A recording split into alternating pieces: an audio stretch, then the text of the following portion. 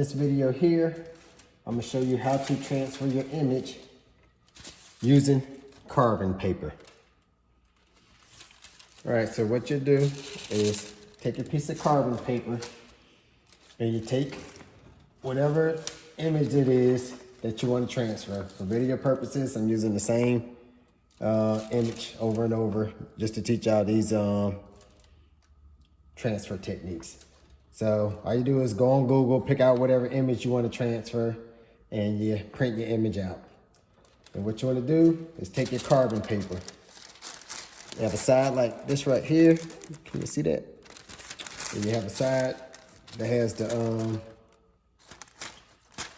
pretty much the powder or whatever it is that's going to transfer the image. So you want to take your not your transfer paper, but take your carbon paper. I'm sorry.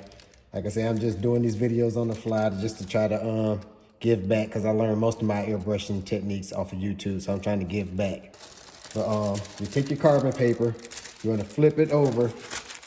You want this part here, this side here, to be on the top. So you take it, lay it down on whatever it is that you want to transfer the image to. Now, depending on what I'm transferring the image to, whether it's a helmet, aluminum panel, motorcycle tank, will be how you would go about doing this.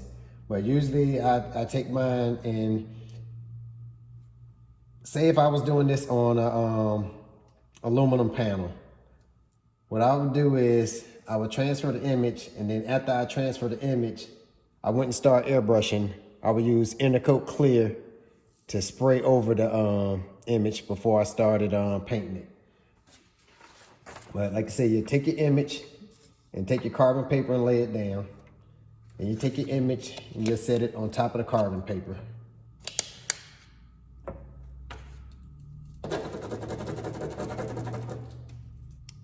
Take an ink pen and just start. I always use a color ink pen so I can see my lines. I usually reduce the picture down, the brightness of the picture down, and then I grab a color ink pen so I can see exactly where I already traced over.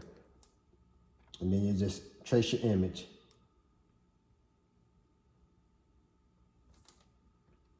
Like I said, you don't have to get every single detail line. All you want to do is get the outlines to get it mapped out. So when you start airbrushing, you know where the cheeks are, where the eyes are, you know where everything is laid out. But you don't have to get every single detail when you're using this technique.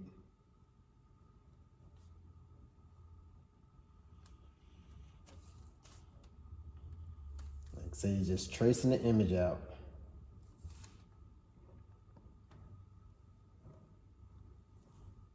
And pretty much all you want is the basic shape of where everything is laid out, and then you can detail everything else in with the airbrush gun.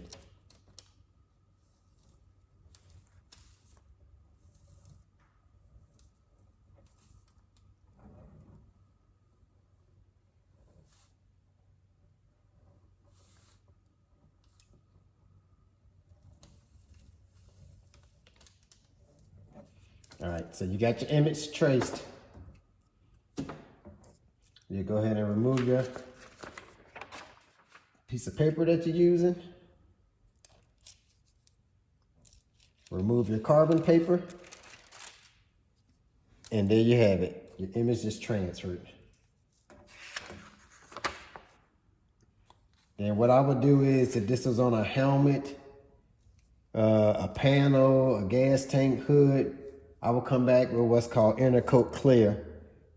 I will wipe it down first with wax and grease remover, then I will Intercoat Clear over it, and then I will begin airbrushing. Because if you don't, this will leave like a residue, and when you paint, it can come off if you mask over it and lift up your paint. So you always want to use this technique. If you use this technique, you always want to come back and Intercoat Clear it before you start painting. If you found this video helpful, please give it a thumbs up. If you're new to the channel, consider subscribing, hitting that notification bell so you don't miss none of my future videos. And always, thank you for watching.